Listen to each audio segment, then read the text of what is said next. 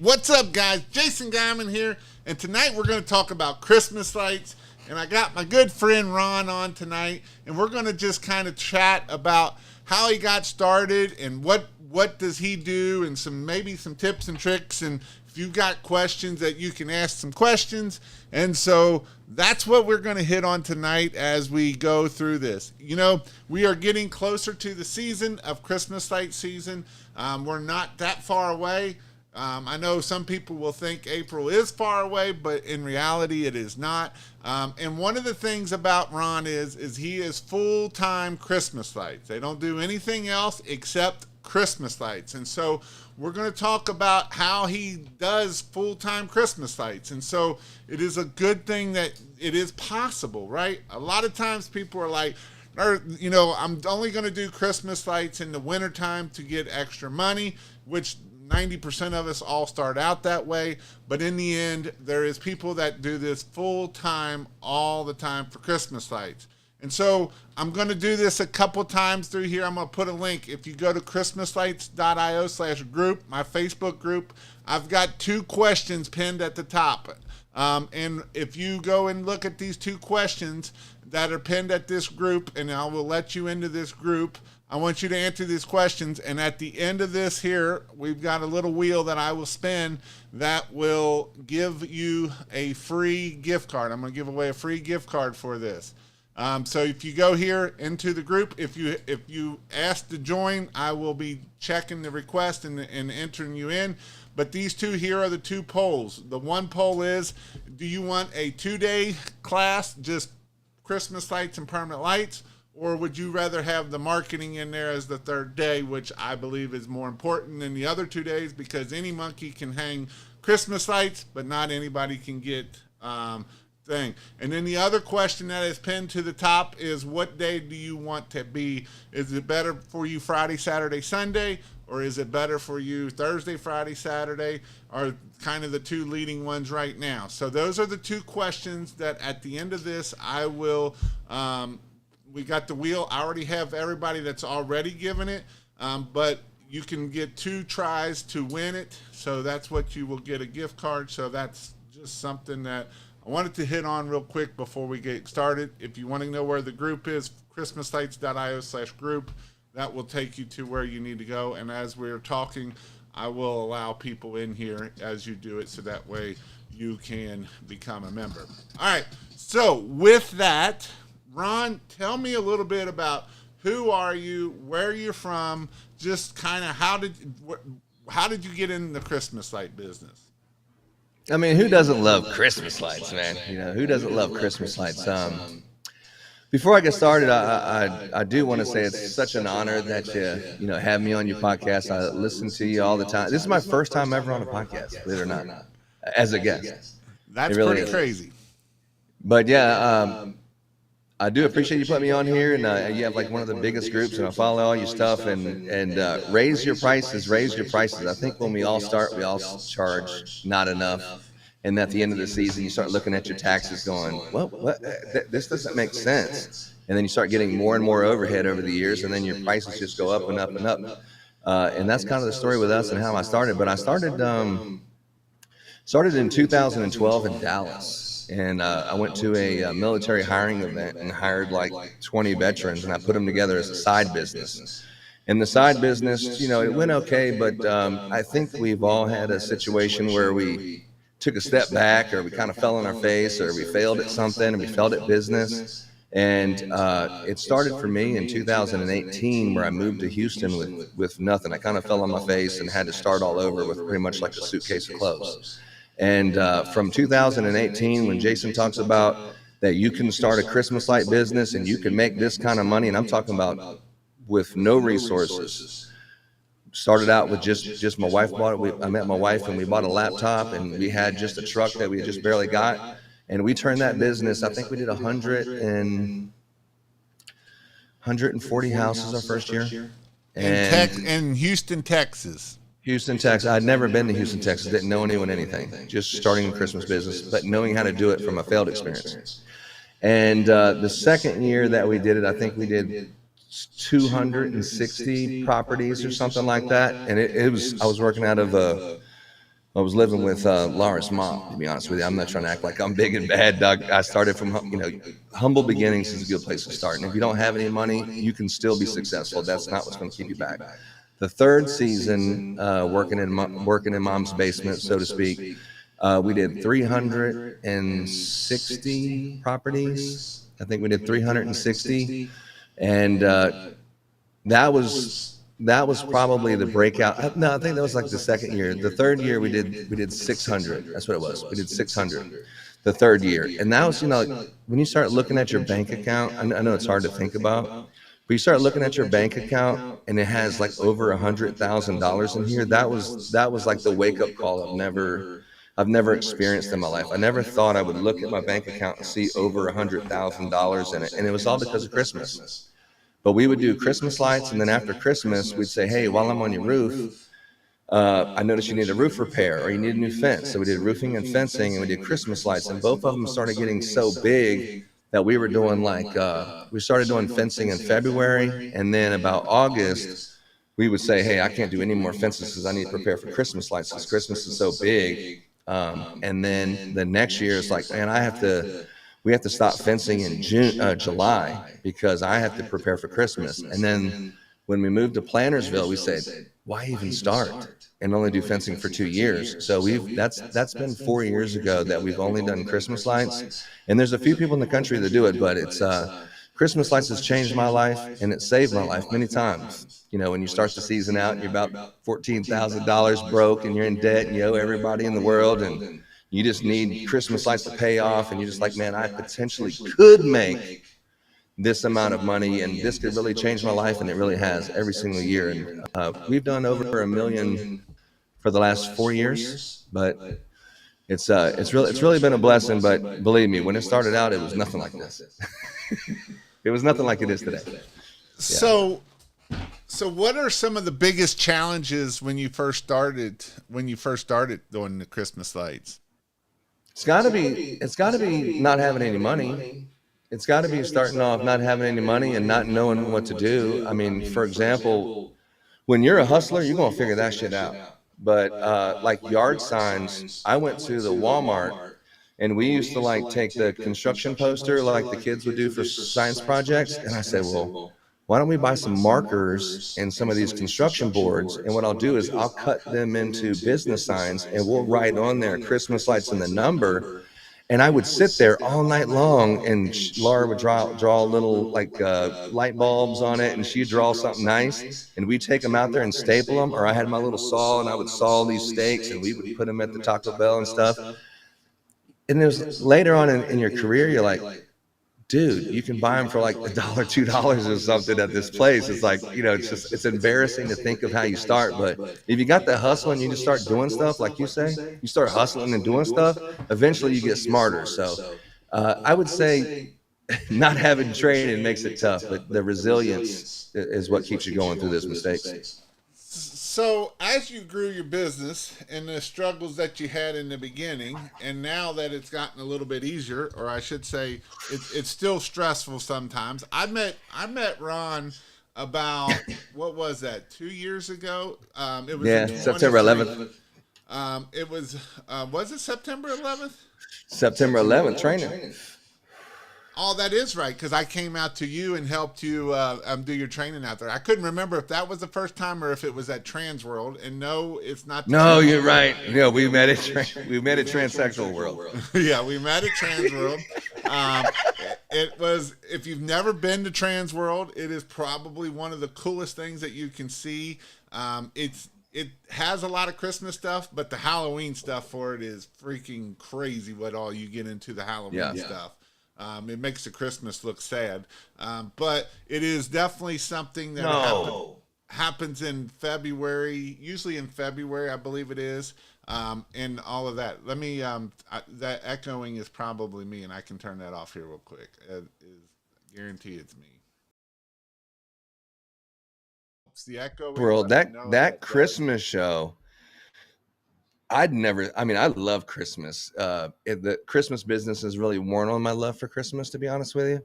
But as a lover of Christmas, just going into Transworld and seeing all of these, like, things, I've never seen anything like that in my life, except for on TV. But when you're there in person, it's really unbelievable to see for the first time.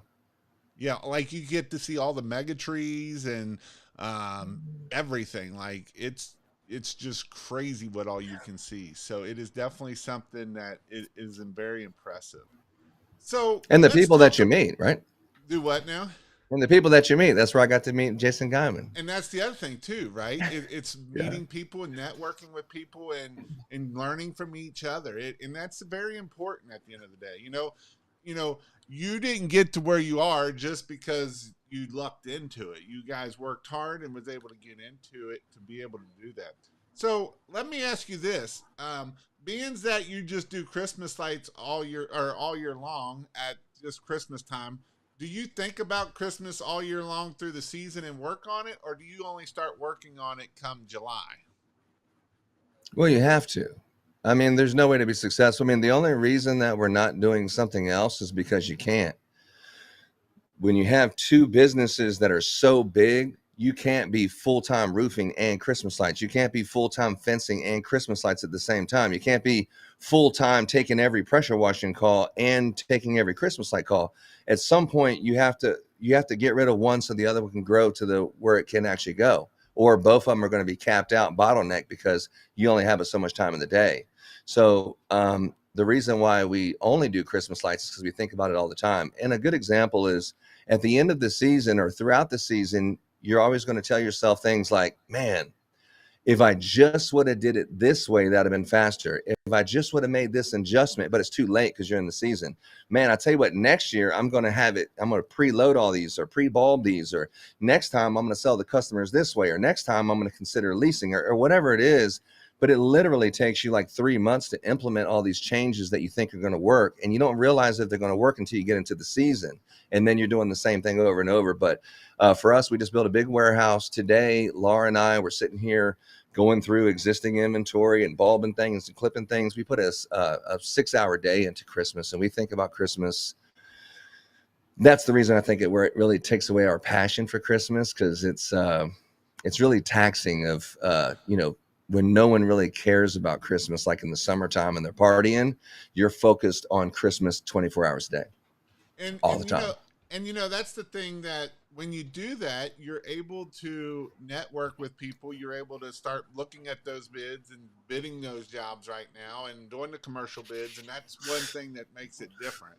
And so some people might say, you know I'm going to take I'm going to work 4 months and take the rest of the year off. That probably, I mean, I do know some people that do, right? Somerset, he does, but even then, he's still going to the China and going to the factories, and he's still doing things that is Christmas related, even as he's traveling all over the country as he's doing it. And he's still Yeah. thinking about Christmas when he's doing it. And so, a lot of times people don't believe that you can do it.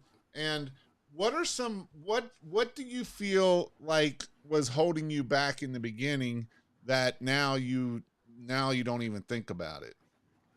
Well, it just gets easier, because if you did 100 houses last year, you can pretty much bank on a good percentage of them coming back to you without trying. You don't need a website. You don't need marketing. Those customers are coming back to you. If you did a good job and your prices were, they thought they got a good value or something. So once you do 300, and once you do 500, and once you do 600, and not just the customers are coming back to you, but the business process, it's easier because you're doing such a volume. You're buying your materials in volume. You're getting a volume full of workers that work for your business. Your processes, you don't need to make up all the processes and the hiring paperwork and how you do business. It's the same thing you did last year. It just gets better and better. And I really think it gets easier and easier. And then you start saying, why do you need 600 clients? Get rid of the, certain ones that maybe don't fit your business model, and then replace them with ones that fit your business model better. And it just gets better and better. But I wouldn't say it gets harder. The hardest part is when you're starting. It gets easier and easier, with the exception of stress, the longer you're in business. So when I met you in Right? 2023, tell me about how you charge, because you was charging selling the lights, and in 2023 I think you went to leasing the lights. And so how do you do it now? Yeah, well, that's a Trans World, pickup. You go to Trans World and you meet a bunch of people, and they said everyone's leasing lights. And I'd never been to a training before. I had no idea there was a training. And then it's like leasing. That makes so much more sense. And if you look at right now the tariffs, and you're saying maybe the materials will cost more than they did last year, I think the conversation that people aren't talking about is the buy lease model, because we have about 200 and some thousand feet now that we started leasing 3 years ago. We have about 200,000 feet of existing inventory that I have. So I could literally run a whole entire season without buying anything. Well, just minor things. So you could So raise your prices on some of that footage and still get it of what these other guys are trying to even get, and have to have their money going out to the materials. well, and the value of your business. If you have $200,000 worth of inventory, it's worth a lot more than someone who has a bunch of customers and zero inventory. Mm-hmm. Because those assets, I mean, you're an asset, like Murphy says, you're in an asset rental business. The more assets you have that you can rent or lease out, that's what makes your business valuable. When you sell it to them, I can see both ways. I thought selling was great for logistics, for installing, but the lease model, in my opinion, is I don't know. It's just, it works for different people, but the lease model is definitely increases the value of your business. Let's talk about that transition, because that wasn't. I remember you were not happy with that transition. No, Let's it's talk tough, a dude. little bit more It's about tough. that transition as we were at Trans. Let's talk about the transition as we were at Trans World, Yeah, about going from buy to lease. I know. I see Jason. He's like, "Hey, man, what's up, man? You're Ron. I'm Jason." Oh, we took a picture, and he's like, "How's everything going?" I was like, "Shitty. I've just had a terrible year. It was terrible. I don't even know if I even want to do this anymore. I hate Christmas." Who doesn't feel like that? At Christmas time, you're in the Christmas business, and once you have all these customers up and everyone's calling you, and hey, I got a squirrel ate my light. Can you come fix it? If you have like 500-600 properties up, it's just every day there's 5 or 6 people, and you're like, I just cannot wait for Christmas to get here and be over. I'm so sick of this. I can't wait for it to be over. I just want to take the lights down, be done with Christmas. And you're like, hold on, dude, you're supposed to love Christmas. But the answer to your question, the transition between buying and leasing, it was tough because all of your portfolio, you already convinced them that buying the lights is the right way to go. And then now you're saying leasing. So what we did is I talked to Solinco. What we did is we just let all of our customers know that if you let any neighbors or anything know about our business, we really appreciate it. But we're no longer doing the buy model; we're doing the sell model. But you can still continue your relationship with us for the next, however long your lights do. But when you go to have to rebuy everything, that it's going to be converted to it's a future lease model. Our company is, and we did that. The second year, we did a buyback program, and we said, look, we're doing lease model, but the lights that you bought from us, what I'll do is I'll give you, it was pennies on the dollar, but I'll give you the same price I was showing, plus I'll give you an additional purchase, a buyback program, and I bought their lights back from them.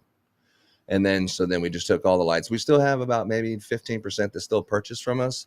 Because if someone calls you and says, I'm going to give you $10,000 to install Christmas lights, but I'm not leasing them, I'm only going to buy them. You're like, perfect, I'll sell them to you. I mean, I'm not stuck on the lease. But generally speaking, that's the way we do business. And, but I do miss selling the lights. I really do. So I'm glad you hit on that, because that's a big topic of what a lot of people, should I buy, should I sell? And I know a lot of people that they're in the business that they did to sell, and then now they're trying to lease, or they want to move over, and that's important that we look at that and how we do that. So what is some ways that, when you obviously you did yard signs, what was the best way that you've gotten your portfolio to where it is by getting new customers? Well, starting early always is start early, because these are seeds that you plant that get watered and they grow. The only way for the neighbor to see that you're doing lights is for you to do the neighbor's house. And if you wait till November to do it, the neighbor already has lights. So getting started early, that's one.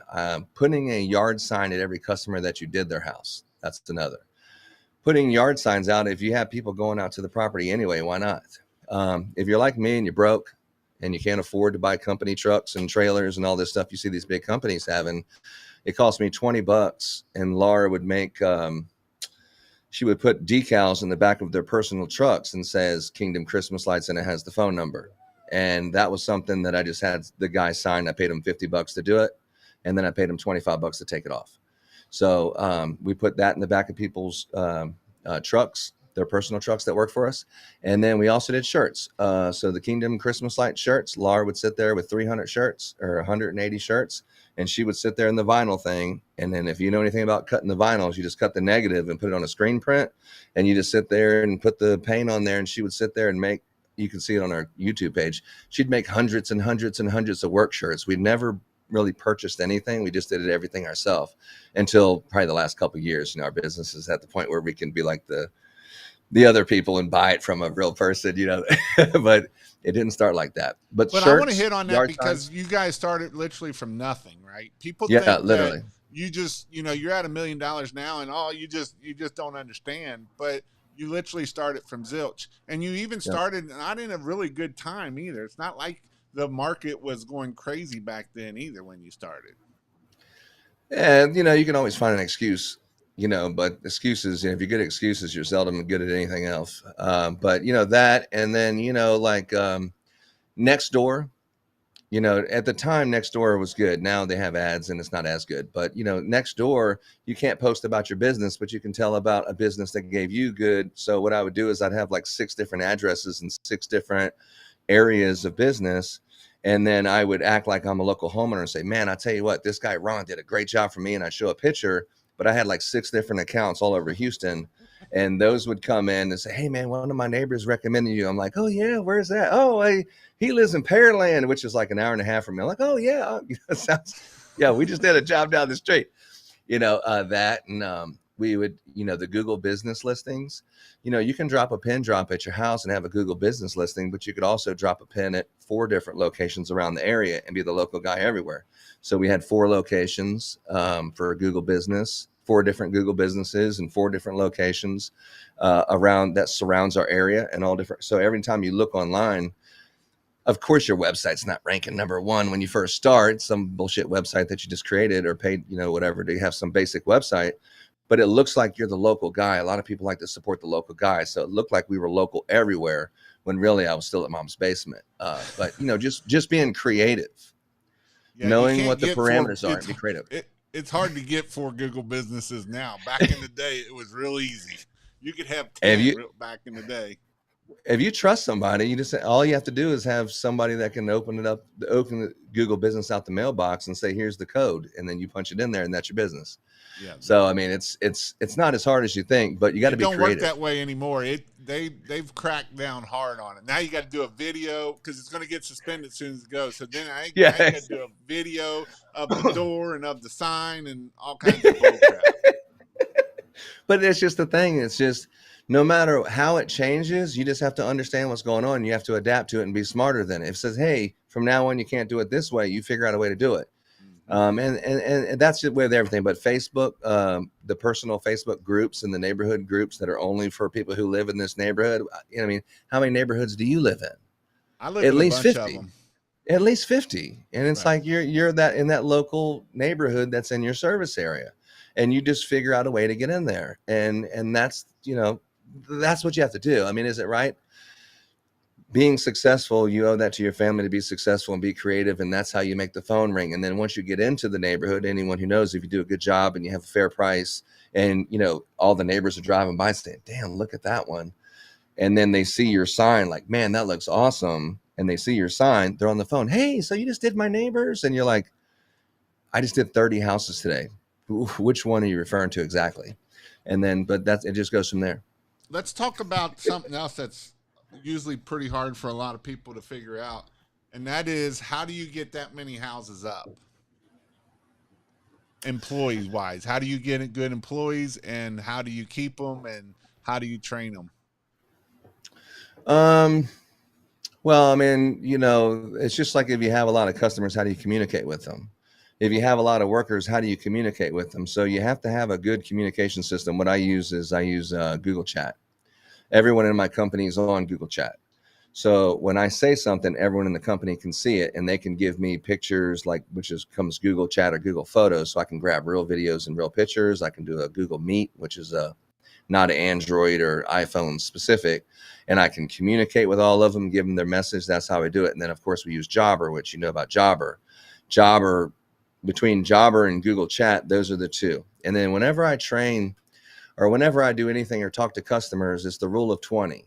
So if you say the same thing more than 20 times, you need to make a video, or you need to put it down in some kind of mass broadcast that you say, watch this video. Or like, I'm not going out there training 10 people how to wrap a tree. I'm gonna go out there once, I'm gonna make a video in English and Spanish.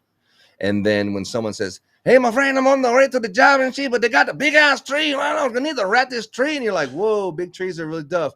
On the way there, watch this video.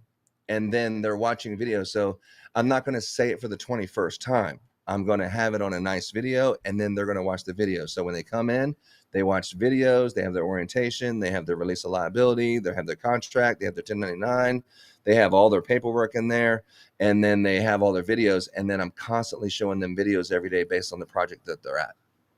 So I communicate through basically, you videos and have a pictures. system that people can do, not just a system in your head that people just assume.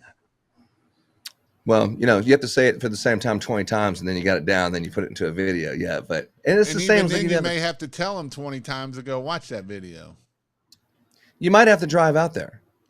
You might have to drive out there, but every day is a week's is a week. So every day in the Christmas business is worth a week. So what I make in a week doing anything else, I make in a day during Christmas, because there's so few days. So it really breaks down like, do you really want to take a day off, or do you really want to take a week off? Or do I really want to take an hour off and waste my time talking to you? Because anytime I'm not sitting in this chair talking with customers and running my business, if I have to drive out there, I'm losing money the second I get up out this seat. And that's the reality of Christmas. So wait a minute. So you're telling me you make more money sitting at home than you do installing the lights, that you're paying someone $20-$30 an hour? Yeah, obviously. Yeah. I mean, there's no way to do that many houses and do them yourself. Well, what I'm getting at is you got to get off the truck to be able to make more money so that you can get that done, right? That is the key to what I'm getting at is a lot of people will tell me that, Jason, you just don't understand. They can't do it as good as I can. And that's not the case at the end of the day. They can probably do it better than you can if you just let them do it, right?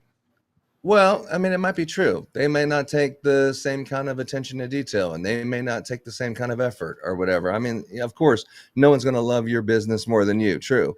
But we run like 13 crews, so obviously your number one focus is quality. So your pay plan is contingent upon quality. I'm not paying you anything until I have pictures. And if I see a picture and there's something that I think is not the quality from just looking at it, like if I was sitting on the sidewalk looking at the house, I want you to be my eyes and put me into that situation with all these pictures. And another one is because you're collecting people's credit cards.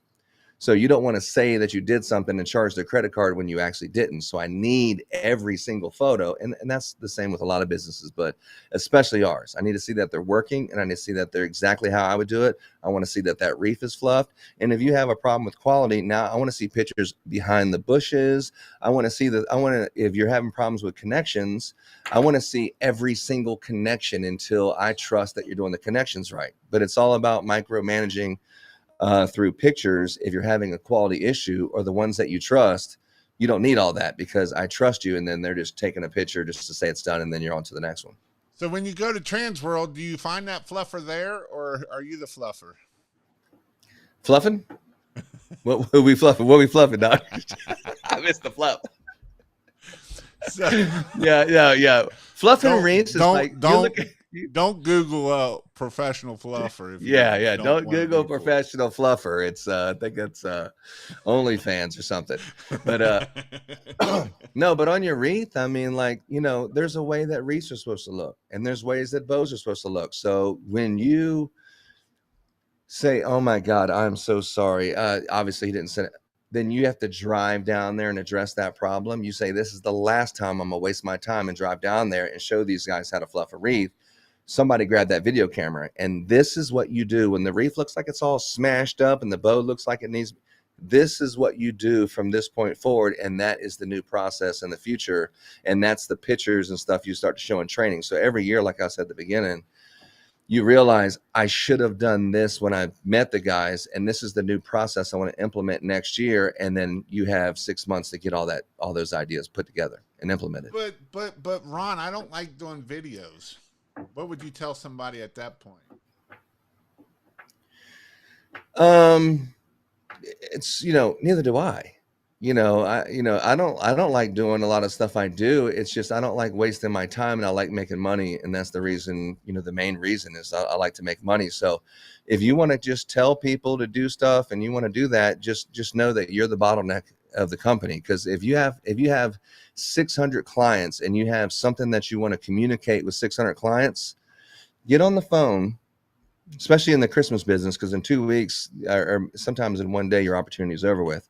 Get on the phone and call customer one and tell them about what's going on. And then get off the phone and call customer number two and tell them the same thing. Get off the phone and then call customer number three and say, I just only have 498 customers to go. And then get on with and then it's like, dude, there's no way to do that. You have to figure out a way to mass communicate with your customers, or you're never going to grow past what you can personally do on the phone and with your truck driving up in the driveway. Right, right. No, I agree 100%. Right, and it's systems, and it's getting those systems in place and tweaking those systems and making sure that those systems are working for you is probably the hardest part of this as we grow and scale. And so that is what makes this unique about the Christmas light business, because when you do this full time, these are things that you're thinking about during the off season to make sure, how can we be more efficient? How can we curve off 20 seconds here? How can we curve off a minute here? How can we, instead of getting a couple, 10 houses up, how do we get 11 houses up? How do we, and these are all important things that a lot of people just don't see it at the end of the day because they just don't worry about it. So one other question here, and I don't know, how do you pay your employees? Do you pay them per bulb? Do you pay them per foot? Do you pay them for percentage of the job? Do you pay them by, I doubt you pay them hourly, because that would be kind of crazy, I'm assuming. Most people pay hourly, and I've been thinking about that the last couple of years. I'm like, are we doing it wrong? Because we're paying people $3,000 to $5,000 a week.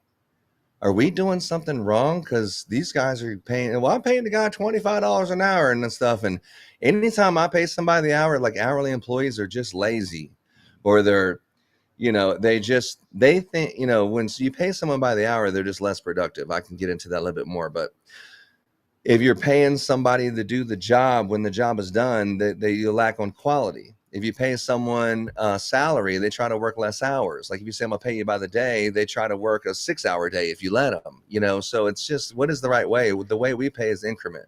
So the way I charge the customer is, say, I'm charging you this much per foot for the roof line. I'm charging you this much per wreath. I'm charging you this much per strand for mini lights. I'm charging you this much per foot for ground staking. I'm charging you, this much for the garland that goes on your gate. So each one of those items has a labor price associated with it. So when the guys go out to the job, they say, well, there's this many feet that went on the house, and then there's this many wreaths, and there's this many. So they're giving me the information I need to sell the customer. But it also gives them, a lot of people don't think about this, is how many times do you upsell the customer? How many times do your guys upsell the customer? And a lot of people, they have no idea what you're even talking about. They're like, never. What are you talking about? I tell them to go do the job, and I tell them this is what it's supposed to do, and they do it and they go. It's like, when you're installing Christmas lights, you're a fool if you think that you can sell it better on the phone than you can in person. You're a fool. When you go out there and you say, hey, how much money would you like to put into that tree, decorating that tree? You start thinking, my budget is $600. My budget is $800. I think I'm okay with $800. But when you're decorating that tree and you're putting these strands on, and the neighbors come out of the house and the kids start getting giddy and they're like, oh my goodness. And you got Christmas music playing, and Javier and Jose, they were in Santa Claus. That's my friend. And then you're like, oh my gosh, it's like a whole Christmas experience. We're playing Kingdom Radio Christmas music. And then you're like, okay, this is the 14 packs, my friend. It looks beautiful. Would you like me to keep going longer and higher up the tree, or are you good with this? Mommy, I want it. And so all of a sudden, the $1,400 job is a $2,800 job, because when you're seeing it, you're like, more, more, more. And then it's just, okay. And you don't need to sit there and renegotiate and give them another estimate to get on the side of the house. You already have the incremental pricing done for labor and everything. So the people that work for you have an incentive to install more because they make more. And so they're selling more, and then they communicate what they sold more, which is the information you need to do the final building for your customer. And they entered in the jobber, which made that whole process way easier. Yeah. Does that make sense?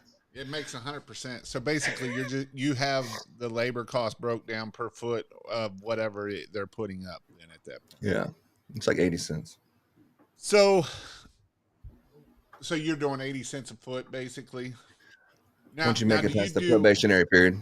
Now, do you do takedown? How's takedown? Because you use the 13 crews, or is it less crews to get the takedown? Well, kind of. You know, we have about, well, you've seen the pictures on Facebook and everything. We had like 15 people show up. But the thing is, like, hey, when do you want your lights down? Everybody wants the lights down the same freaking day. They want them on the 6th after Epiphany. Right. In between the 6th and the 9th, and you're not taking down 600 properties and big commercial properties and big HOA, like 30 HOAs. You're not taking them all down on one day. It's just impossible. Someone has to be first and someone has to be last. So you're trying to schedule them the best you can. Most people I talk to don't care, and they just take them down. They don't give a shit. But we do. We try to tailor the best we can to our customers and whatever, you know, Chinese New Year or whatever it is. But Lars, she's so sweet. But we go into about the 1st, and then we have everything done about the 15th, with the exception of 4 or 5 holdouts that we let them hold out. So we have them all down about 15 days. Or you can be like the rest of this country on this side of the country this year, and most people didn't get them down till the end of February because it freaking snowed and it never let up off of it. Well, yeah, down the whole time. Well, we install in shorts, you know, here, you know, so the Houston, Texas, it never snows here. I think it iced up like it goes below freezing one day a year, or so 2 days. Let me ask you something, because you know, I've heard this for years that you can't make money in Houston, Texas because everybody only charging $2 a foot or $4 a foot. What do you do about worrying about your competition? Do you worry about them, or do you just not even think about them? At first, yeah. I mean, at first I'd be pissed. I drive down the road, and this is, you know, Ron's just starting in Houston, and you don't have any customers. So the first year it's all brand new, and you look over and you see a nice house and they just had lights installed. You're like, damn. I mean, you lost that customer until next year. I mean, just all these houses that don't have lights are all my customers. And then you start to see them with lights on and you just get really upset. But that's like I just started out type of position. Later on, you know, you don't care. You know that there's 5 million homes that have Christmas lights on it in the Houston, Texas, the greater Houston, Texas area. There's probably 3 to 5 million homes that get decorated. What are you doing? 500? What do you care? There's no way you could do it all. What are you upset about? You just do what you can do. And there's plenty of neighborhoods and plenty of people that will pay whatever the price is. There's the perfect light that's charging $20 a foot, and they're so booked up. They got 3 locations and stuff. And then there's the guys doing 300. You don't need to worry about, you know, a nice steak restaurant doesn't worry about what McDonald's is doing and how much they're selling hamburgers for. It's 2 different customers. If you compare yourself with that, you know, you need to really look at the quality and the service that you're offering. Because if you think that customers are only going to pay $400, they'll do that for a year, but you don't have to worry about takedown because there's no way they're taking the lights down and you're not getting a good quality. And you got some bullshit from Lowe's or something that's up there and you're looking at it falling off and everything. And then it's been like that for 10 days because the guy won't come back. These people, they're going to realize the value of good service eventually. You know, they're not your customer this year, but they might be your customer next year. Yeah, because in all the groups, you always hear that Houston, you can't make money. Dallas, you can't make money. And the only reason why, you know, the biggest thing I always tell people is the mindset. If you believe that you can't make money and you tell yourself that over and over and over, it's 100. You're 100% true on that. You know, you're 100% right. You will never get that. If you believe that, you'll never get more than that, and you're going to go out of business. That's just a commercial. So I would definitely say gear your thoughts towards future commercial only business. Right. You know, eventually I only want to do commercial and I only want to do high-end residential and I don't want to do anything else but that, because you only have so much time. You can only accomplish so much in a season. You're just trying to get the biggest and the best customers that fit what the future you thinks that future should look like for you. And I think, you know, large commercial jobs, those are the ones, the 50, 60, $70,000 projects, doing about 20, 30 of them versus 500 houses. That's the goal. Ryan said Jose never came back to take them down. Oh yeah, Ryan, what's up, Doc? Yeah, um, right. and Donovan Hart said, "Can you do that accent for Jose again, please? That was too good." Oh yeah, yeah, yeah. I went to Jason Guyman's class. I paid like $400, my friend. You know what I learned? He said, raise your prices. I'm like, man, this is bullshit. He ripped me off, my friend. No, I'm just joking. No, but yeah, 90% of our workforce, English is not their first language. So for me, which is just probably it's a Houston thing, is you have to speak really good Spanish. And I speak perfect Spanish. You speak perfect Spanish? Yeah, on Google Translate, I speak just fluent Spanish. But you know, the guys that work for me. The best I ever heard, Ron, is people. I don't know if I should say this or not. I speak Indian and I speak a bunch of different languages. He said that he sends his guys, and if they don't speak English, he'll have a sign for them that holds up and says, "Call my boss. Here's the phone number." Oh, 100, dude, 100. So that's another reason why I speak on Google Chat, because I speak in English and it automatically translates it to Spanish. And they speak to me in Spanish, smart, then. And it automatically translates back to English for me. Or I can just push one button real quick and I can understand what they said in Spanish. Even if it didn't, I have the translation. This is in Google Chat you're doing this in? Google Chat, yeah. Nice. Google Chat. It's Google Chat. You used to have a .com email address on the Google to have it. So I've been doing it since 2020. I got you. But yeah, Google Chat is and it's also a motivational tool, because all your clients can, all the people that are working for you, you can see the project that this guy did, and you can see the job that whoever did. And I don't need to step in there and say, dude, that doesn't look good, man. Go back there and fix it. Another person that works for me says, hey, bro, hey, what you should do is this, or hey, I got a question. Someone will have an answer, because we all work together and we all encourage each other.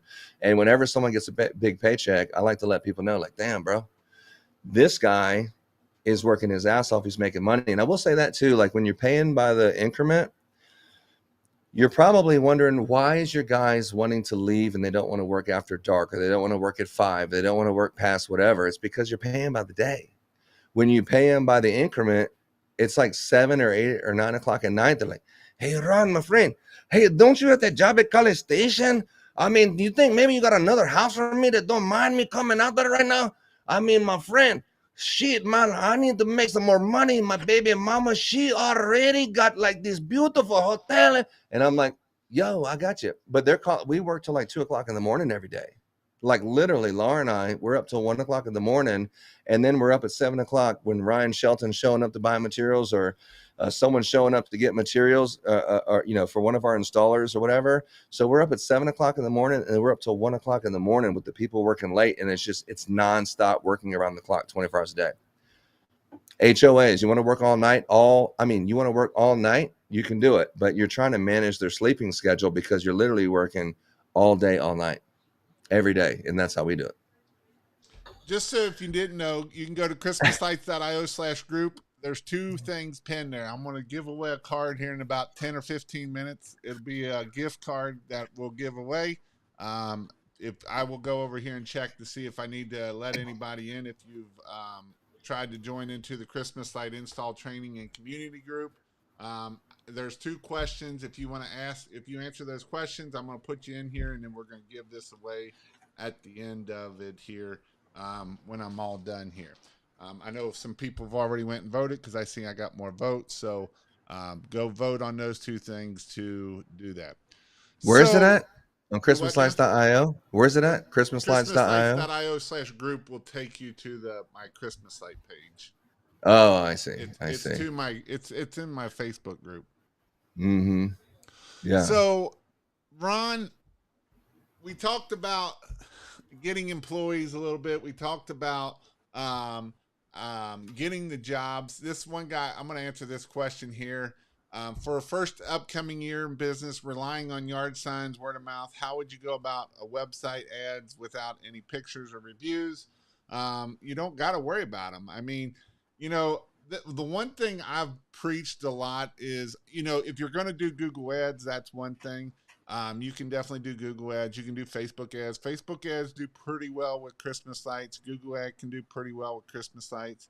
But my God, them yard signs, man, they are freaking amazing. And I know some people hate me because of it, but you can hate me all you want. There's one thing I can about guarantee is a yard sign is going to work. Those other ones I can't guarantee. I know people that ran Facebook ads, and I had two or three different companies run two or three different person, and this person did really good, and this person got goose egg. And it's the same way with Google Ads. I've seen the same thing.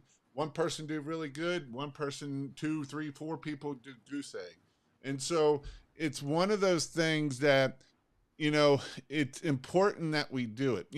We just had our class this past weekend or 2 weekends ago, and I was talking about yard signs, and I was like, how many of y'all gonna put out? And one guy's like 100, another person's like 500, and somebody said 1,200, and David Hamill's like 7,500.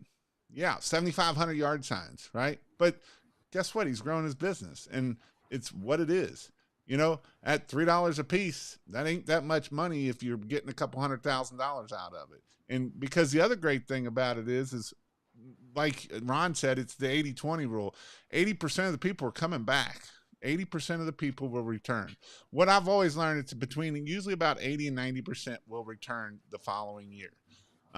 Your first year, when you're cheap, a lot of times you won't actually get that many back. You don't want them back. You don't want them back, and they're not your customers at the end of the day. Because they're cheap, and they went with you because they're cheap, and they're going to go with the next cheap guy, and hopefully they get them taken down. And so This is why it's important that we make sure that how we do it.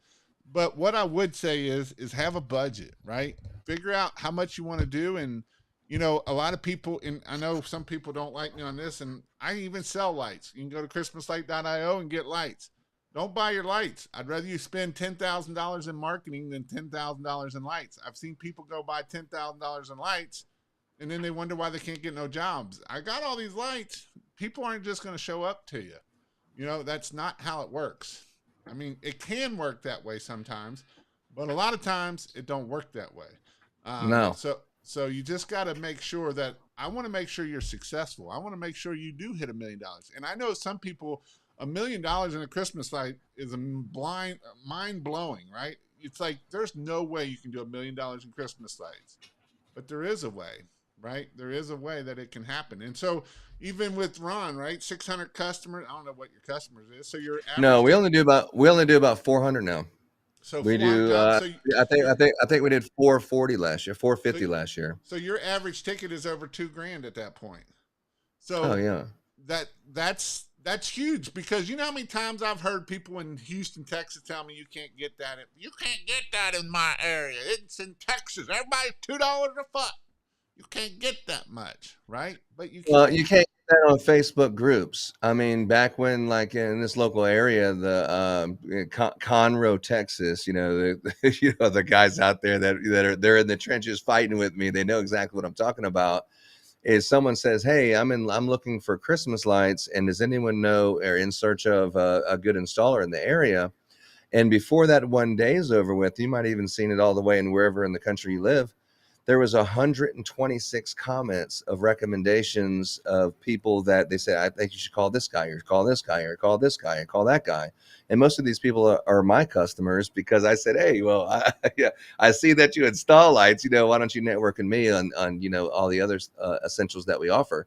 But as far as finding your customers on these Facebook groups, that used to be the way. It's not the way anymore. I really think on these groups you can find some customers, but Facebook, I've never advertised my business on Facebook. I've never advertised my business on Google AdWords. In my opinion, I think it's a big waste of money. I think if you have a business that's any kind of business, and you have 15 employees in a year-round seasonal, a year-round business, and you're running low, you might have to make an investment just to keep your guys busy so you can live to fight another day. And then, maybe your business will pick up from that. But in the Christmas business, you don't need to make the phone ring. The phone should already be ringing for Christmas. It's a right now type of thing. You just got to get yourself out there. And, some people, they just need help and training of how to do that, or whatever your weak spot is. You need training to figure it out, but it's not that hard to do. Right. It's not rocket science. Mm-mm. So it's pretty simple. The reason why I always talk about Christmas lights, and the reason why I do my in-person training, and I feel like the most important day is the marketing day and the sales day, is because that's where a lot of people struggle. I've had many 18, 19-year-olds go out installing Christmas lights with me after I gave them about a 30-minute class of how to do it and don't fall off a roof. And, I've done it many times. We've had many trucks go out. Some guys did really good, and some guys took them all day to do 2 jobs, right? They didn't last very long. But they got 2 jobs done that I didn't have to go do. And that was 2 more jobs that I didn't have to go do at the end of the day. So it's important that we look at it, we see what we need to do to make the success happen. So, Ron, what are some things that, if you were a new guy, or if and you help a lot of new guys too, if you haven't followed Ron's channel, Yeah. you can go follow his YouTube channel. After this is over, I'll put it in the link down here. Yeah. But Ron has a YouTube channel too, and I'm always bouncing. I'm never on it. I'm never on it. So we're always bouncing ideals off of each other, and it's one of those things that, do we get in arguments? Yeah, we always get into our own arguments and stuff. And Ron is one that he believes that the customer needs to know about his bulbs being peaked and selling that way. But we won't go into that discussion right now because I don't want to aggravate him too much. But I'm not aggravated. And gluing also, you can see that he loves the glue. But that's what he does, right? And that's fine. But that might be a Houston Texans thing, like yard stakes. That's a thing here. But if you're in an area where it snows, yard stakes is not a thing. You know what I mean? So it's actually they look really cool. I always tell people put in them the snow, because then they look like little snow globes. But sometimes there's people, none of the neighbors have it, and it's maybe a different cell than most of the neighbors have stuff like that. So they're asking for it. I think it's an area specific, like if every single neighbor has the bulb peak, then they're going to be more hypersensitive to that. They want that just because they've seen someone else had it. They didn't know they wanted it until they seen someone had it, then they want it. But in other areas, it's like, it doesn't matter. So, maybe it matters to some people. It doesn't matter to others, obviously, because just like buying and leasing, everyone has a different opinion, and they're equally successful. What do you enjoy about the Christmas light industry? To be, if you love Christmas and you like decorating and things like that, or you like helping people out, or if you like having a Christmas experience, who didn't grow up and have a Christmas experience, right? Everyone has an experience of what Christmas was like for you growing up. And then you grow up and you buy a big house and you need a 2-story, 3-story ladder to put Christmas lights on your house. So you still want to have that experience for your children, but you're not getting up on that 2-story ladder on that steep ass roof, and you're not installing them. So being a part of people's Christmas experience and being able to make all these great stories that you hear. As a matter of fact, the background of my picture right here was just a donation for a kid that was in the hospital, and his mom was diagnosed with she's a doctor, but she was diagnosed with cancer, and she only had a few weeks to live. And then as the family members are she's getting chemo, and as the family members are taking the kid home in Pearland to this house here, they said, "Whoa, oh wow, man, you have Christmas lights on all your houses in your neighborhood. This is so cool." And then the kid, as they're making turns to this house, he said, "Yeah, every house but ours." And then she was like, "It just broke my heart just to hear that." And I said, and then she called me. She said, "I just have $1,000. What can I do?" So, things like this is what keeps you going. You do a $5,000 install because you're leasing it, you're getting it back anyway.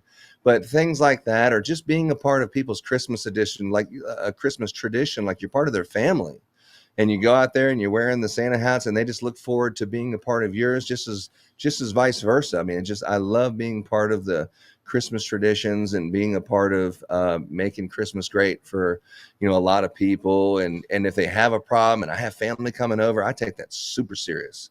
Very similar to if you're doing somebody's wedding and they say, Jason, I would like for you to do the lighting and all these things for my wedding. What would happen if you say, oh, damn, I had something come up and I just couldn't make it, like the day, like the day of or something.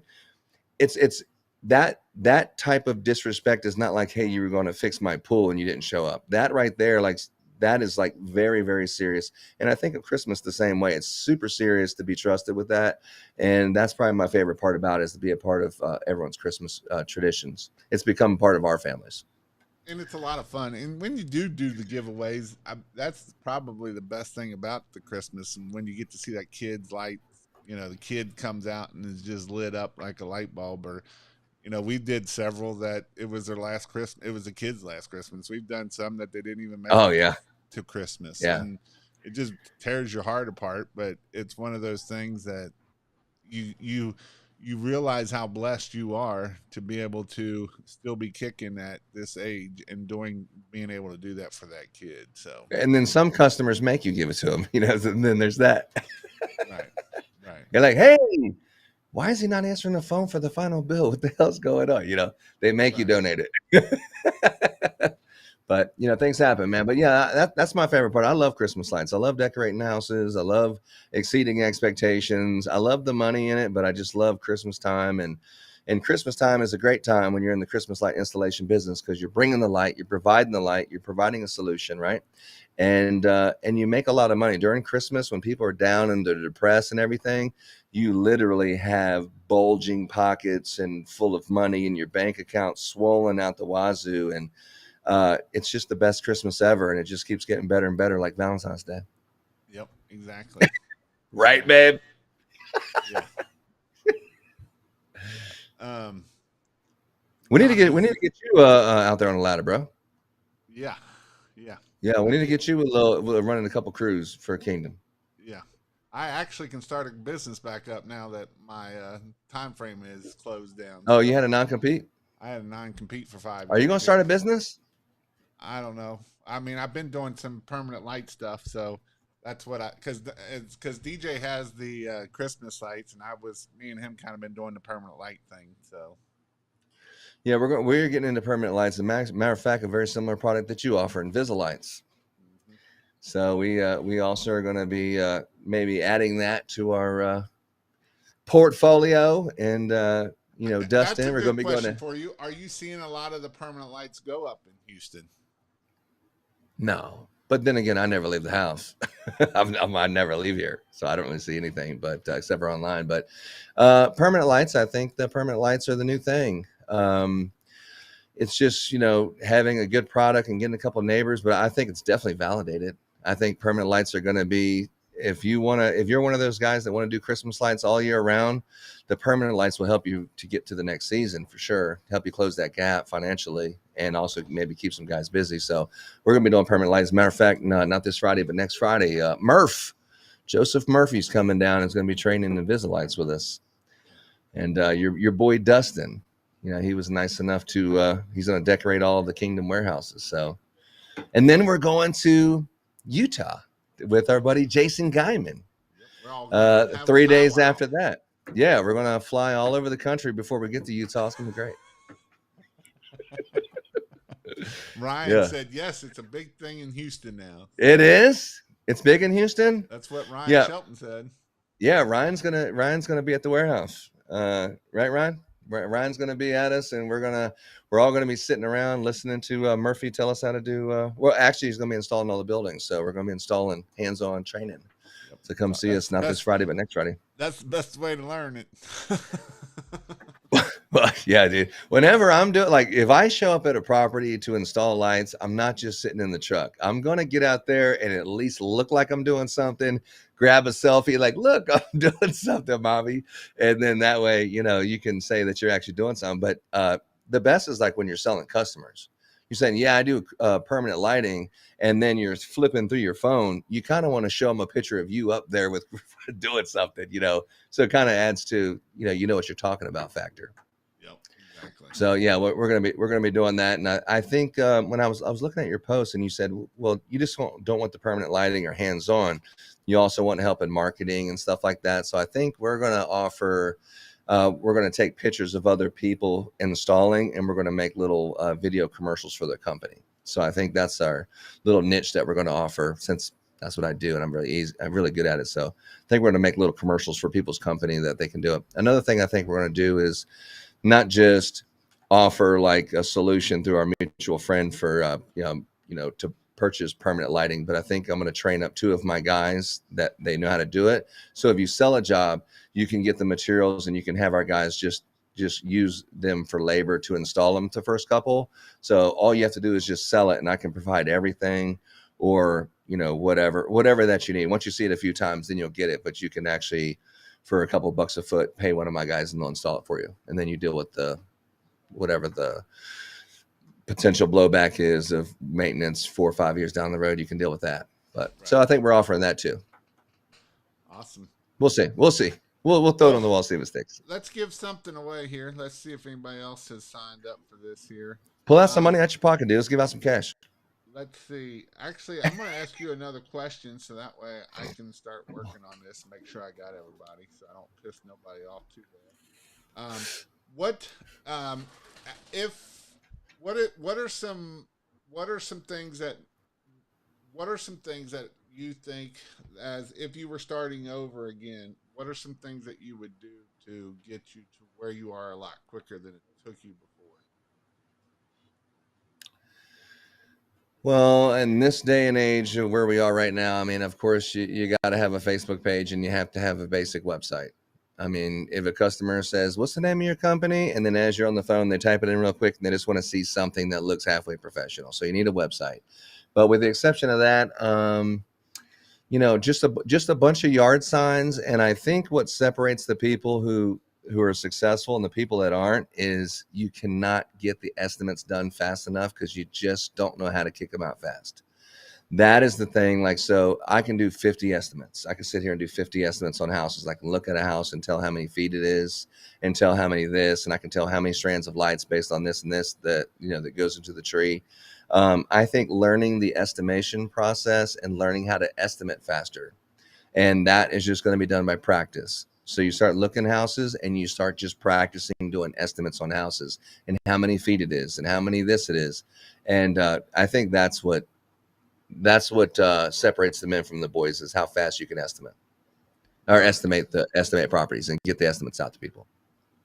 No, while you're on the phone with them. I agree. While you're on the phone, because someone had asked about should you pre-qualify people, and what I would tell you is yes. In this phase right now, you should, but you shouldn't. Right? Go ahead and give everybody an estimate right now, so you learn how to give estimates. Because the problem of it is if you don't do everybody, then when you get in the season, you're going to be like, well, what do I need to do to make this happen? And you're not going to be able to know because you didn't do everybody. And so I always tell people in the beginning, just give everybody an estimate. They're going to think you're crazy. And you can pre-qualify them. Even if you pre-qualify them and they tell you no, go ahead and do the estimate for that house, because you're probably going to see other houses in that neighborhoods that just look like that house. And once you start seeing things that look alike, you can pretty much guess what the estimate, how many feet it is by how many gables it's got or whatnot, and get a pretty close estimate because you've done the practice of getting that estimate. Well, I mean, you have to trust your gut. If you talk to someone and something that they're saying at the initial part of the conversation makes you think they cannot afford this, you don't need to go into the whole normal 5-10 minute spill of we do this and we charge this way and our company's about this and here's what we provide and it includes this and this and blah blah blah, and your whole entire spill. If you get on the phone and you just get the vibe that the people can't afford it for many reasons. You already know what I'm about to say. I'll just go right to, all right, just before we get started, just to give you an idea, the cost of lights is going to be somewhere around this per foot. So basically, if you have a house that's about 125 feet, it's going to cost you about this price. Does that sound like we're on the same page so far? And if they say yes, then go into the spill. But if they say, oh my God, I thought it'd be like $300, then you were right just to jump to the final part. Don't be someone like you're just scared to ask them for the money. Like, well, before I tell them the price, I got to tell them all of these words and then I can have the confidence to tell them the price. It's like, look, the way we charge is we do something like this, and based on a normal house that's probably like this, you're probably looking at somewhere around this number right here. You're thinking about somewhere around, I mean, I've never seen your house. I don't know where you live. I don't know anything about you, but about in between $800 and $1,200, somewhere around there is what you're thinking for Christmas lights on your house, something like that. I mean, every house is different, but something like that. Okay, boom. Now we can get to the conversation. Let me see where you live, see what you want, and then we can go from there. But if you think it's a $300 customer that you're on the phone with, you want to go ahead and get that part out right now.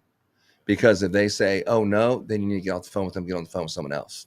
Yeah. But what I do is pre-qualify them, because you're going to get a hell no, or it's and here's the thing too is it'll get quiet. Don't say nothing, because if you start saying something, you're just going to screw yourself. But it will get quiet, and it might get quiet for 30 seconds or a minute before they say, yeah, that sounds good. So don't just overshoot really fast. And don't be a beach chair salesman. Now, this son of a bitch is probably the dumbest. I mean, just people are just the worst salespeople in the, use the word only. So I was at the beach, and I seen this chair that looks like a chair that would be for like someone 5 times taller than me. It's this huge chair. And I said, oh my God, I got to have this chair. It's like I have 2 of them. I have to have this chair. And I asked the person at the cash register, I said, how much are those chairs? And they said, they're expensive. They're expensive. And I said, well, how much is expensive? Oh man, they're just outrageous. You don't want them. And I said, well, how much? So I had to ask somebody else, and they said they're $100 a chair. I said, cool, I'll take 2 of them. Let's go. But it's like, you think it's expensive because you can't afford it. That person has a different financial situation than you. $5,000 to them is nothing. To you, it's everything. It would break you. You would never pay $5,000 to put lights on. But for your customer, they're not you. They don't think like you. When you say that number, it doesn't faze them like it phases you. You need to take yourself out, and if you don't have confidence, shut up. You just say things like in your word track, oh, man, we are super busy. People are taking it only all the time. It's only $4,000. And then shut your mouth. Because don't say, well, I know that's high, but I could probably offer you a discount. I'm pretty sure you're thinking it's high, so I can, just stop. Say your word tracks like it's only this, or, as low as this, or man, we got a great price on that. It's this. Say those kind of things, even though you think, it's high. Don't pay with your own wallet, because you're too broke to do it yourself. So. Exactly. No, exactly. But seriously, that's a good lesson. That's a really good lesson. Pitch them high and watch them buy. Don't get desperate and chase it. Right. A lot of people get desperate because they're desperate and they chase it. Don't chase it. It's coming to you. When you get off the phone with that one, you're gonna be on the phone with another one. Don't worry about it. So Donovan asks, what's his channel? It's Kingdom Radio. Kingdom Christmas Lights. But to be honest with you, I'm never really on it. Mastermind, dog. Is that where he's in the Christmas light group? So the Christmas Light Installers Mastermind. That's where I get down and dirty, and I share my dirtiest secrets. Yeah. Sure. I'll share about my life on there. I mean, it's not the Jason Guyman 30,000 people or nothing. It's like little 5,000 page, but we share our day, and Ron Robey Facebook page. I mean, my wife shares cooking recipes and stuff, but all we do is Christmas. So during the year, we try to entertain ourselves with things. Here lately, I've been in this the trial of a lifetime, the Karen Reed trial. That's what I've been spending a lot of my days while I'm bulbing and unbulbing. Oh yeah, look at that. Money, money, money. Joseph Murphy in the house. So, I'll tell you what, mentor. Joseph Murphy. He's about 3 years ahead of me. We started about the same time, but I had to start over. And that guy has had one of the most successful businesses, and for me to be where I want to be eventually. He's been always a couple steps ahead of me, but he's been a really good mentor, Joseph Murphy.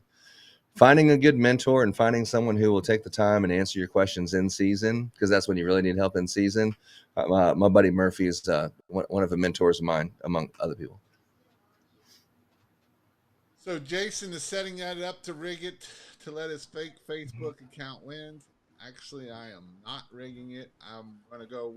Let's give this thing away for free. Let's give this gift card away, and then we come back and end up here. Um, Yeah. so I actually got a little wheel here. It's got everybody's name on it. My name is not on it. DJ's name was on it. I kicked him off. There was Eric on here, and I kicked him off too because neither one of them need a card. So we'll see who the winner is, and we'll go from there. Um, so that way, Hope Marshall wins. Hope Marshall. So that is the winner. I will message you to get your information, so that way I can get it over to you. What did they win? So I am doing a $25 gift card. Is what I was doing. Really? Yep. $25 gift card. Hey, remember that? What was it last year? You actually pioneered this damn thing with you had all the people engaging onto your Facebook group, and David Morrell. God, dude, uh, he was over for Easter. I still razzle him about this. I was like, dude, did you ever get that? What was it, pitch hopper? Yeah. He's like, no, man, I didn't win it. Someone else came in, Somebody got else it came from me. in, won it. Yeah. And then David's like, I called that other dude, man, and he didn't get the pitch hopper either. I said, I'll address this with Jason. So what is the answer to that anyway? No, I sent the dude out a pitch hopper who won it. So You should have sent one to David anyway, because I've never seen a man sell out like that. I mean, I was I almost know. embarrassed, but inspired. I was inspired and embarrassed for him at the same I time. got a But lot of activity on my group for that week. did you notice, like, after you were done, there's like 4 or 5 people, including myself, that tried to do it the next month, Yeah. but nowhere near the same result. Yeah. Everybody wants to be a copycat of Jason. So Yeah, I tell you what, out of all the people who are doing, podcasts, you've got to be the hardest working person in the lighting industry. I mean, like, consistent. I mean, Ryan Lee, he's got his once a week, and he's probably, been doing it the longest and stuff. But God, dude, I don't think there's anyone out there that's on the level that of the commitment for growing a Facebook group and pressure washing groups and engaging and training. And every single night you jump on the computer. Hey guys, it's Jason Guyman here, and I just want to tell you, raise your prices. And I was like, I mean, it's inspiring, but I know if I did that, Laura would probably kick me in the ass if I did that many hours. But I put a lot in, brother. It's all about raising your prices. Whenever I do business coaching with people, that's usually the number one problem that people have is they don't know, they don't want to raise their prices. They're scared to death. And it's exciting when you get to see people when you do get them to raise their prices and change their mindset of what they're thinking. And usually business just gets a lot easier by doing it. So, that's with these tariffs, you're going to have to raise your damn prices. I mean, and if you don't, you're going to wish you listened to Jason, because I don't know what's going to happen. I'm hoping for the best, and it's all going to work itself out. But either way, you need to be prepared to shift. And this year is going to be very interesting in our industry. I think anyone who's Ron, looking online seen it. It's kind of like what somebody else has said of, I was out when LEDs first came out, and we were paying back then $1 a bulb when they first came out. More. Yeah. $1 was like, I get a deal from so-and-so because I can get it for only $1. Yeah. We were literally paying $1 a bulb back in the day when they first started coming out. And so, that was the deal. And so, and here's the thing, when they first came out, a lot of people didn't buy them. And then that next year, everybody kind of went to them. That's why Dustin has over 1 million bulbs sitting up in the top, because everybody went to LED like the second year in or third. Then they all went to that. But originally with the old incandescents, that was the old days. And that's when you actually had to know how to install Christmas lights. Yeah. Or you have to have some good insurance. one Yeah, or the because other. a house like Because that he has that to light that up in incandescence, that would have took like 30 amps of power to be able to get that. You'd have had to find 3 or 4 plugs to do all those lights. yeah, you'd have to install dedicated circuits. You'd have to run one wire, one extension cord through one of the bedroom windows and another one to another bedroom window, and ask the neighbor, hey, do you mind if we use this outlet of yours? Because we're kind of out of power and I've already melted it and the shingle caught on fire and all that. And then, and also something, I'm serious. Oh, I And know you're also, serious. many times this happened. But another thing that's interesting, I think a lot of people don't know, is the incandescent. It matters which way it is. You can only put it one way because of the incandescent. On LED, it doesn't matter. You can put it either way, or put the male and female on either way. But the But when the incandescent, when it the has when to the be this way. LEDs first came out, it did matter because it didn't transfer Yeah. over the other way. So when it first came out, it was really important of it. And if you somehow had that line crossed, it was like, like, hey man, there's a big ass problem over here, Ron. Man, you fucking almost caught the house on fire, my friend. And then you're like, well, what happened? And then they send you a picture and the whole line is smoked, right? So you're like, well, follow the line as far as the fire goes, right? The black line. Cut that shit out. And how are the bulbs? Nah, man, they're like smoking, my friend. They're burnt. I was like, just throw them in the trash. Do not show the customer that. Put that in your truck, replace it with new, and tell them it was just a squirrel, and then figure out what happened, dude. It was the male connection. He put on backwards, my friend. But so you'd have to go to every single connection and find out if it was the wrong way, and find out what started the fire. And so, like, when you're like literally you're the boss and you're putting out fires, sometimes literally for real. And then the minis, I'm serious. And then the minis, you could only do 5 strands, and you were at 2.5 Yeah. amps at that point. 8. Yeah, 8. Yeah, you could do up to 8. So you have the extension cord goes through the tree, and then you got all of the lamp cord with all these inline females, because you're like, just each branch needs its own inline female, so you can put 6 strands at each one, which I still do that today with LED.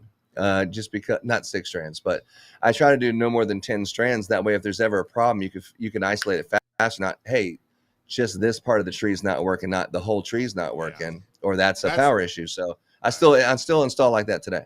Yeah, because that way, on the if tree, it does go out, nobody knows that it went out either. A lot of times, it's just one branch that's out, so you can fix it a lot faster. So that's the way we install trees still. Yeah. But in the old days, you had to be smart with the incandescents and stuff, because it was definitely a lot harder to do it in the old days. You didn't have to, but you'll learn fast. Right. You're gonna learn today. Yeah. And then if you buy that $300 installer that puts incandescent, you're really taking a big ass risk. That's what people are like. I need to see your insurance, because my neighbor, stuff like that. And then the best part is when you took them down, they all went pop, pop, pop when they hit the concrete. That's something interesting that most people don't talk about, is you get more bad reviews for takedown than you do any other thing. I mean, a perfectly happy customer, they spend all their money in Christmas, they're looking at their bank account in January, you're taking down the lights, the magic is gone, the happiness is gone, and you take the lights down and you didn't do a good job. Back before they had circle clips, you left a couple clips in the bushes, the dog choked on it, or when you took it down, a little bit of glass busted, and here comes the baby, and they automatically go to, oh my God, my baby almost cut their foot on this glass, and the guys didn't have brooms and all this other stuff. And I'm serious. And I'm not disagreeing. That's why. And then you're like, you got three reviews or now the circle clips. What happens is, you don't need to really go up there and kind of give it a whip, because you can just pull them and rip the fucking gutters off the house. And the guys are like, dude, Ron, I don't know who you brought over to my house, or if I said something to offend them, but they ripped the gutters off of my house, pulling it. I was scared for my life inside. And you're thinking, I'm sure you're overreacting a little bit. And then they start, and you say, can you come over my house and take my lights down last? And then you're like, holy shit, he did rip my gutters off, But it's with the circle clips, it's a whole nother thing. It's like taking time, taking those lights down with care. That's something that's really overlooked. But if you're going to get business the next year, take them down. If you see them outside, tell them, I just want to thank you. Clean up after yourself. Make sure you looked underneath the bushes, because all summer, when they're planting flowers in the springtime and then they go back and see that clip, all they're thinking is they're not using you again. Or they can't believe you did that. And then if you do it again, or you left hot glue on their brick, or you did this, or you did that, all those little things really are the little things that get your customers back. Takedown is super important, and many people don't talk about it and don't care about it. Very important. Yeah. Very. Or, the customer's like, they want you to write a map for them or some shit. Hey, I need you to write this map, for me, and leave it with me in this big map, like, so I can give it to the next installer. Be like, oh, we don't do maps. We do zip ties. So we take zip ties, like just an assortment of color zip ties, and I put them all on the left. And they're different colors. And then jobber notes, hot glue in the brick, yeah. On jobber notes, I sit there and write yellow equals the upper left, and it's in Spanish. Green equals this. So they see the zip ties, but if they hire someone else, they have no idea what this shit means. It's only someone who has my internal map, but all there is zip ties on the left of everything. So that's how we do it. All righty. Well, all Ron, right. Thank you for coming on tonight. I know that we actually ran over tonight, but hopefully somebody learned something and take action, because action is the most important thing about this business. Is you can learn everything, but if you don't take action, it don't mean nothing. Ron didn't get to $1 million by doing nothing. He's done a lot of hard work in his days off, and even in the off season, he's still working. And so that's what it's all about. He is actually pretty. I know he's old, but he's actually pretty good at some marketing videos. I'm actually not that old, dude. I'm only 47. That's pretty old. So aren't we the same age? No, I'm 45. I'm 45. My grandpa telling me I'm old. I mean, you got more gray hair than I do, so. I do. Well, I'm working on my Santa Claus before picture. Yeah. I can help you with that. I'll make you a Santa Claus with you. Chat GPT can put you a white beard right on there for you. Hey, he'll take your damn job if you're in the wrong business. Yep, exactly. So, but you know what? I tell you what, that AI, that has been that has changed marketing. Like, I mean, you used to have to sit there and think of what to say and write out this YouTube description, and you have to do this. Chat GPT and just AI in general, as far as picture creation, that has really helped out a lot of people, man. I think that's what, because if that's your weak point, AI has really closed the gap, man. You should be using AI if you're doing marketing stuff. AI, 100%. Yep, and there's a lot more that's coming. I mean, it's changing so fast it ain't even funny though. It's definitely, answering your phone is not going to be a thing that sets you apart in the future. It'll be who gets out the quote first. But answering the phone with the new AI stuff, I mean, you can have the AI answer the phone, pre-qualify the whole 9 yards, and they don't even know it's an AI person talking to them. It's pretty freaky. It's pretty crazy, but and it's not that expensive. You can do it for a couple $100 a month. You can do it cheaper. I can put an AI person on it cheaper than I can put a real human on it. So, and the AI person answers the phone 24/7, where the human only going to answer it for 6 or 7 hours during the daytime. So, and the AI person never calls in sick. And the AI person never calls in sick. So work 24 hours a day, baby. Some people are like, well, AI is of the devil. I remember when I first started teaching AI, because I've been teaching AI for, especially in my classes, I've been teaching it for almost 3 years. I've been teaching it before it came out in 2022. Because I was on Jasper back in the day. And so I've been teaching. Is that a dating website? No. I've been teaching it for a long time. And so it's definitely changing, and it's getting, now it's not just ChatGPT. Now we're talking about agents. I read something the other day that said in 2027 there will be more agents online than humans. So an agent is basically they'll do 3 or 4 different things, and they're going out to all the different things and coming back and bringing the information. And so when you think about in 2027 there'll be more of that than humans, that makes it even more freaky and more a little bit more scarier. So it is something, people saying that, oh, they won't hang Christmas lights. Well, I don't know if I posted one of the machine that puts shingles on a roof. So if it can do shingles on a roof, don't tell me it can't do Christmas lights at the end of it. But So I think we're out of all the, like, if you're in the marketing business and stuff like that, you should be concerned. You're a travel agent, you're a writer, you're a songwriter, you're, make movie producer. AI is really, you should really think about it taking your job. But I think you're safe in the Christmas light industry or Christmas light installation business. I think you're safe from AI for at least for the next 10, 15 yep. But for now. even then, you need to learn it, because if you're an amazing installer, well, guess what? That guy that just started is an amazing marketer now, because he's got AI to help him to be able to write it out, to be able to do all of it for him that you're not willing to do. So just remember that when you're thinking about it. That's why, I do have some in-person training coming up. I don't have, I think the dates are on there, but I don't have the actual where it's going to be at location wise. That is coming. I didn't get it up this week, but it will be coming. So check that out. That's why I teach so much on marketing and AI. I teach a lot on AI even in my in-person classes, because I want you to be able to set yourself apart from your competitors. I know a lot of times we're like, that's stupid, but that stupid stuff is the most important part of this business. You can be the best installer out there. If you can't get business, it doesn't do you any good. So the marketing piece is definitely key of what you need to do to be able to grow this thing and get it to where you want it to be at. Yeah. But But you forgot one other thing. what I forget? Rule number one: get off your ass and get busy. Right? For Take real, action, dude. man. You know what I'm Even if saying? it's wrong. I posted a post today, talks about, don't, it ain't got to be perfect. Perfection is the number one dream killer. You'll never be perfect. It'll never be perfect, because what I think is good now sucks next year. I promise you.